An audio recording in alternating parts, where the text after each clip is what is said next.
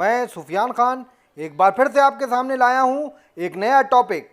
बच्चों, आज हम पढ़ रहे हैं अभी तक तत्वों का आवर्ती वर्गीकरण यानी पीरियोडिक क्लासिफिकेशन ऑफ एलिमेंट, जिसके अंतर्गत हमने पहले पढ़ा था trends of periodic properties in periods, और आज हम पढ़ेंगे ट्रेंड्स इन ग्रुप्स। तो बच्चों चलिए शुरू करते हैं ट्रेंड्स इन ग्रुप्स। तो सबसे पहले पीरियड्स की तरह इसमें जो हम पीरियोडिक प्रॉपर्टी पढ़ेंगे बच्चों वो है वैलेंस इलेक्ट्रॉन। और बच्चों इन सारी पिछले वीडियो में बच्चों मैं इन सारी पीरियोडिक प्रॉपर्टीज को स्पेशली डिफाइन भी कर चुका हूं।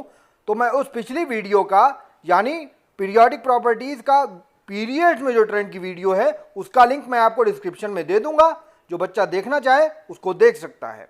तो पहली पीरियोडिक प्रॉपर्टी जो ग्रुप में हम स्टडी करेंगे आज वो है वैलेंस इलेक्ट्रॉन। बच्चों ग्रुप होते हैं वर्टिकल कॉलम, तो जब हम उसमें मूव करेंगे तो टॉप टू बॉटम मूव करेंगे।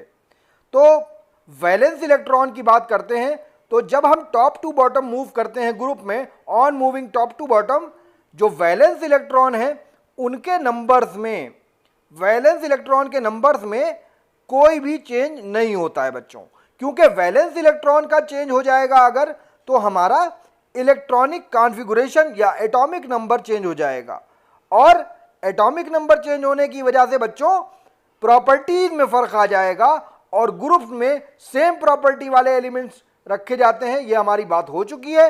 इसलिए जो है एटॉमिक नंबर चेंज नहीं हो सकता, क्योंकि मॉडर्न पीरियोडिक टेबल में आप जानते हैं कि एटॉमिक नंबर के बेसिस पर एलिमेंट्स को अरेंज किया गया है, और एटॉमिक नंबर जो है वो फंडामेंटल प्रॉपर्टी है।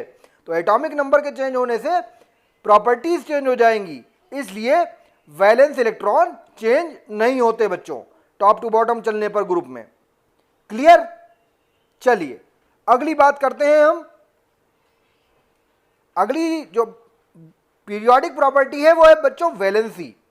तो वैलेंसी भी कोरिलेट करती है वैलेंस इलेक्ट्रॉन से बच्चों। तो जब वैलेंस इलेक्ट्रॉन ग्रुप में चेंज नहीं होते तो वैलेंसी भी ग्रुप में चेंज नहीं होगी बच्चों। वैलेंसी में भी नो चेंज रहेगा बच्चों टॉप टू बॉटम चलने पर। अगली पीरियोडिक प्रॉपर्टी है बच्चों साइज ऑफ एटम। हमने पीरियड में पढ़ा था कि लेफ्ट टू राइट चलने पर साइज ऑफ एटम डिक्रीज करता है, क्योंकि इफेक्टिव न्यूक्लियर चार्ज बढ़ता है जिसकी वजह से एटम सिकुड़ जाता है। लेकिन यहां पर क्या होता है बच्चों कि क्योंकि नंबर ऑफ वैलेंस इलेक्ट्रॉन भी चेंज नहीं होते, तो जब इलेक्ट्रॉन का नंबर नहीं बढ़ता तो प्रोटॉन का नंबर भी नहीं बढ़ता, तो इफेक्टिव न्यूक्लियर चार्ज पे बच्चों कोई असर नहीं पड़ता है। और साथ ही साथ टॉप टू बॉटम चलने पर हर एलिमेंट में नई शेल ऐड होती जाती हैं, और in addition of new shells की वजह से टॉप टू बॉटम चलने पर ग्रुप में एटम का साइज बढ़ता जाता है बच्चों। आप इसको देख सकते हैं यहां पर फिगर में। देखिए ये जो ग्रुप का मैंने यहां पर एग्जाम्पल लिया है हाइड्रोजन, ठीक है, उसके बाद आप देखें लिथियम 3, सोडियम 11। तो आप देखिए 3 यानी कि 2 और 1 2 शेल्स होंगी इसमें, और सोडियम 11 281 यानी 3 शेल होंगी इसमें। पोटेशियम 19 2881 यानी 4 शेल होंगी। तो आप देखें कि ऊपर से नीचे चलने पर शेल्स बढ़ती जा रही हैं, और शेल्स के बढ़ने की वजह से साइज ऑफ एटम भी बढ़ता जाएगा। इसलिए size of atom down to group चलने पर इंक्रीज करता है बच्चों। क्लियर? चलिए आगे देखते हैं। आगे देखते हैं तो अगली पीरियोडिक प्रॉपर्टी है बच्चों आयनाइजेशन एंथैल्पी। आयनाइजेशन एंथैल्पी बच्चों आप जो है डाउन द ग्रुप जब चलेंगे तो डिक्रीज करेगी, क्योंकि आयनाइजेशन एंथैल्पी बच्चों मैं आपको बता चुका हूं कि क्या होती है। साइज ऑफ एटम बढ़ने की वजह से जो है एटम का इलेक्ट्रॉन को लूज करना आसान हो जाएगा, और इसलिए उसके लिए कम एनर्जी लगाना पड़ेगी। इसलिए आयनाइजेशन एंथैल्पी डिक्रीज करती है due to increase in atomic size. Clear? चलिए अगली पीरियोडिक प्रॉपर्टी है हमारी बच्चों electronegativity. Electronegativity top to bottom चलने पर डिक्रीज करती है क्योंकि साइज ऑफ एटम बढ़ता है बच्चों।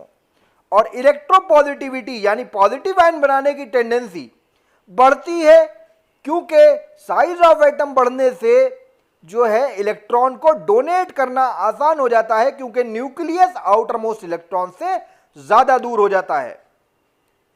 अगली पीरियोडिक प्रॉपर्टी है बच्चों मेटेलिक कैरेक्टर। मेटेलिक कैरेक्टर बच्चों इंक्रीज करता है टॉप टू बॉटम ग्रुप में चलने पर, क्योंकि मैंने आपको बताया था कि मेटल्स आर इलेक्ट्रॉन डोनर। तो टॉप टू बॉटम चलने पर साइज बढ़ रहा है, साइज बढ़ने की वजह से न्यूक्लियस का अट्रैक्शन कम हो रहा है आउटर मोस्ट इलेक्ट्रॉन पर, तो इलेक्ट्रॉन डोनेट करना आसान हो रहा है एलिमेंट के लिए, और डोनेट करने से ही पॉजिटिव आयन बनते हैं। और मैं आपको बता चुका हूं कि metals are electron donor, have the tendency to make form positive ion. इस वजह से मेटेलिक कैरेक्टर बढ़ता है डाउन द ग्रुप। बच्चों उम्मीद करता हूं कि आपको समझ में आ रहा होगा। अगर कोई डाउट है तो आप मुझे कमेंट करके पूछ सकते हैं। तो क्लियर बच्चों, चलिए अगली पीरियोडिक प्रॉपर्टी की तरफ बढ़ते हैं और देखते हैं कि उस पर डाउन द ग्रुप चलने पर क्या असर पड़ेगा। अगली पीरियोडिक प्रॉपर्टी है बच्चों रिएक्टिविटी। और जैसा कि पिछले वीडियो में, पीरियड्स वाले वीडियो में हमारी बात हुई थी कि रिएक्टिविटी जो है वो दोनों तरह से बढ़ती है, क्योंकि रिएक्शन में रिएक्टिविटी किसे कहते हैं कि कोई भी एलिमेंट कितना तेजी से रिएक्ट करेगा रिएक्शन में। अगर कोई भी एलिमेंट तेजी से रिएक्ट करेगा तो उसकी रिएक्टिविटी ज्यादा होगी, अगर कोई एलिमेंट कम रिएक्टिव होगा मतलब वो धीरे से रिएक्ट करेगा। रिएक्टिविटी जो है आप देखिए, डोनेट भी अगर अच्छा डोनर होगा तो वो भी अच्छा रिएक्टिव होगा, और अगर अच्छा एक्सेप्टर होगा एटम तो वो भी अच्छा रिएक्टिव होगा।